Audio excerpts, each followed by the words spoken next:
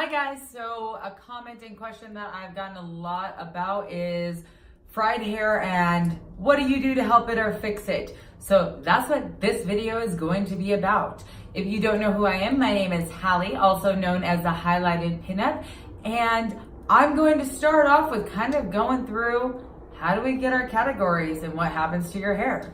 In coloring, your two most powerful or aggressive techniques are permanent coloring and lightening.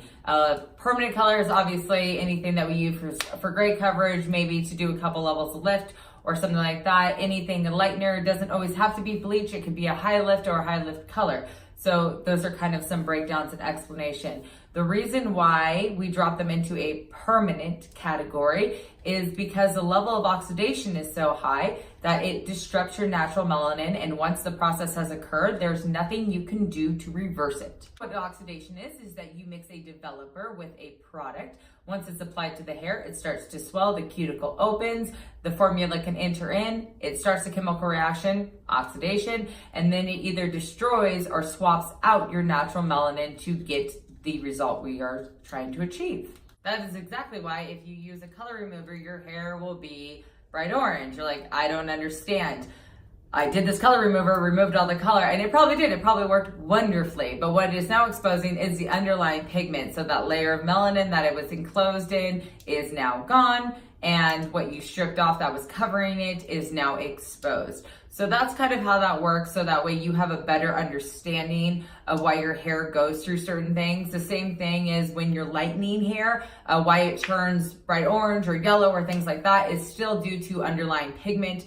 The darker you are, the more underlying pigment you will have. And so as you're lifting, going lighter and lighter and lighter, you will start to go through red, orange, yellow orange into that really pale blonde. And that's how it works. And that's where you sometimes get stuck on certain levels because your hair sometimes will take such a beating that it either can't give anything more out or it's just not aggressive enough. And just to keep that in mind, anytime you do anything permanent to your hair, you can never go back to natural. It will then just have to be cut off and grown back out. So let's get into, you push the boundaries too far. What do you do? This can happen to anyone, even stylists. I've talked about that before. So mistakes can happen and hair can quickly deteriorate. But fortunately, with our technology now and the resources we have, a lot of times we can either stop it from continuing to happen and then we can start to rebuild hair so you don't necessarily have to cut it all off. Also recommend stylist intervention, even if a stylist has done this to you. I know, trust issues now. But what you're gonna wanna do is go into the salon and professionally get a treatment weekly, bi-weekly, or monthly. What we have back bar is just a little bit better and usually can be cultivated and handcrafted specifically for you. If that's not economically feasible, go to a beauty school. They usually always have treatments. They'll have pro products. You'll get them at a steal, and then you'll be able to use that in tandem with your at-home care. You'll notice much better results more quickly if you do it that way. So again, don't let anyone bully you either. So if they're like, it needs to be cut and you're not ready for that, don't let them push you into a cut and end up in a scenario that you regret. If they suggest it, that's fine. They're just doing their due diligence. A lot of times I'll suggest it. I'll turn someone around. I'll be like, look at this. Are you comfortable with that? And either they are and they're going to let it ride it out. That's totally fine. It's well within their right. Or they'll be like, oh God, I didn't know how bad it was going to look. Like, go ahead and cut it. But an option is not being bullied. Don't allow a stylist to make you feel like you need to do exactly what they say. What happens when you overprocess hair is that the bonds and the cortex and all the fibers and everything are so damaged that it actually starts unraveling, which is why it gets super stretchy, but it doesn't bounce back. So if you're in that scenario, first and foremost, stop pulling on it. And I know that sounds super funny because you're like, why would I do that? The second it starts doing that, you're like, what is just going on? And you just keep pulling it. So stop doing that first.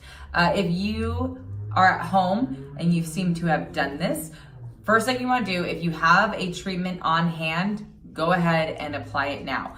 If you don't and you need to go get one, get your hair dry first. I know that seems kind of weird because you're like, isn't heat bad for your hair? It can be, but in this scenario in particular, having your hair wet and fragile is much worse than using a low amount of heat to get it dry and then close back up those hydrogen bonds. Different types of treatments, how to use them and when to use them. So the main ones we have are fiber builders, proteins, and moisture repair. So a fiber builder or something like Olaplex is not proteinized, and what it will start to do is mend and rebuild anything that is starting to break. It's not a magic wand.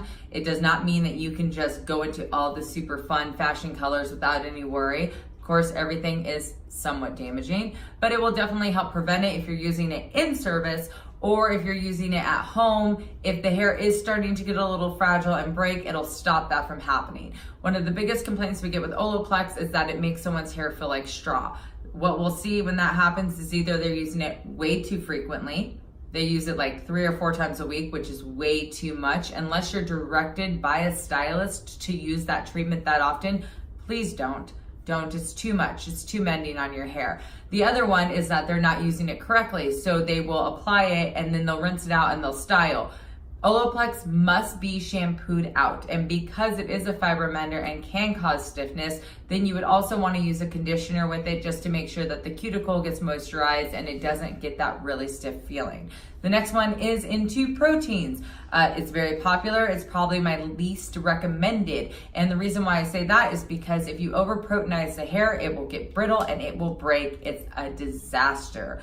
How do you know if your hair needs protein? A good rule of thumb is when you get your hair wet, if it feels mushy or kind of like cotton candy, could probably use some protein. So you, again, want to use a weekly, bi-weekly, or monthly treatment so you're not pushing those boundaries too far. And then once it starts to feel a little bit stiff, you know that it's done its job and it's now time to slip into moisture. And then the same thing with moisture. If your hair is feeling really stiff when it's wet, it's a good time to go ahead and then add some moisture into it, lots of hydration, a little bit of a deep conditioning mask that's cream-based, something that's a little bit softer, and that will help round out that feeling. Now, a lot of times is people are like, I tried this, but I didn't really love it. And it's because they actually didn't let the product work long enough in regimen. So what do I mean by that? All treatments and masks are designed to work from the cortex and then move outwards. So it can take several months before you start noticing a really strong change, because they have to rebuild everything inside the hair before you can actually feel it on the cuticle. If you do it all, some like Olaplex will never make your hair necessarily softer. It's meant for strength, so your hair will feel stronger, just not soft and supple. Another one we see is people tend to live in a line that they're not supposed to. What do I mean by living in a line? Well, if you have been using a damage repair shampoo for 6 years, you're doing something wrong. Damage repair shampoos and conditioners are just meant to be utilized until your hair is rebuilt, and then you can move into, let's say, a color or a moisturizing line or something that's just kind of neutral. So if you keep using something that has a protein in it or something that is meant for restructuring, you'll probably stop getting success with it after a while, because you're actually treating a problem that's not there. Now, if you keep pushing your hair to a boundary where you have to live in that line, you either probably have to make a lifestyle choice and change out of it, or you're not doing something correctly. It just depends. That all changes. I know a lot of people may be saying, well, I've been using this for years and I love it. That's fine. I'm just letting you know, usually and generally speaking, anytime we have reparative, they're not meant to be used like for a long time. Now, when do I cut it or when do I try to fix it? Well, I always recommend that you try to fix it first. A lot of times, hair can be salvaged to a large degree, which is nice. And then other times it can't. So I would say after the damage has occurred, give it a solid 4 weeks before you really make a decision that you're going to cut it off. Another thing that happens is a lot of times clients are like, oh my God, the ends are so awful. Just cut them all off. What do I need, like 3 inches off? And I'm like, maybe an inch, maybe. And they're like, really? And I'm like, well, yeah, because if I don't see a lot of frayed or disaster high up on the hair, I don't feel that it's necessarily like needed to just hack the whole thing off. Ultimately, if you get any damage off, will it be nicer on the ends? Absolutely. But it's not always necessary. A lot of times you can take steps to rebuild it and salvage some of those ends. So after a cut, you still have your length.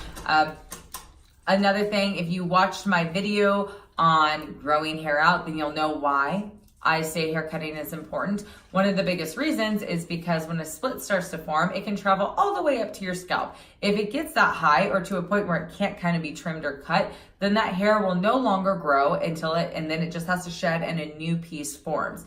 That's why regular trims are a good idea. Doesn't mean that you have to take a half inch or an inch off. You can do a quarter or an eighth, just kind of taking your split ends off. That's what's going to save you. Now, if you are attached to your leg and you can see your shirt through the back, like if you're looking and you see all of your clothing and you've got 4 hairs, but you like your little tail you can play with, cut it off. It's not doing you any good. It's probably just creating more splits and allowing that damage to continue up. So you just will want to cut the damage off to that blunt edge and make sure that your hair is getting a weighted line and looking full and thick again. Are there any products specifically that I recommend? Of course, guys, always Kerastase, L'Oreal Pro, and Oribe, and more recently IGK. But I know they don't fit everyone's price point. So I try not to just be a salesperson and pitch specific products. I'd rather give you more information for you to do your own research and to see what accommodates your budget. If you are in a severely damaged scenario, K-Pack by Joico is incredible. I do like that. Also, don't use a regular shampoo, go into a cream cleanser. And what I mean by that is when you're shampooing your hair, if it's actually breaking, not just normal shedding, you probably have a shampoo that's just a little too aggressive for what you need. So do a cream cleanser for a couple months just till it stabilizes some more. And I know it can be super frustrating overall because it feels like 10 minutes of damage ended up in years of repair. And that is a lot of times the case. Once the fibers and the bonds are shattered, they can be mended. It's getting better, but sometimes it can't all be fixed. And it takes a very long time for your hair to like you back again. Always proper shampooing techniques, no living your life with a wet head, frequent trims, silk, satin, or sateen pillowcases, no drying tornadoes, no braiding or tying it up when it's wet. That goes back into the wet head lifestyle. Don't do it. It puts too much tension on your hair. And ultimately, just be nice to it. Yeah, it likes it. Your hair likes being dry, which is a big one with that, especially if you are over damaged. If you are in a point too where you're like, I'm so damaged that it doesn't feel like it ever gets dry, don't push it. Let it just kind of get a lot of that moisture out and then let it air dry the rest of the way, because that's a whole thing with your hydrogen bonds. It will dry. It just may take a moment. And that sums up your generalized tips and tricks on how to revive your hair if it's on the brink of death. And as always, if you have a stylist that you love or you find one, listen to them, let them guide you, not some rando on the internet.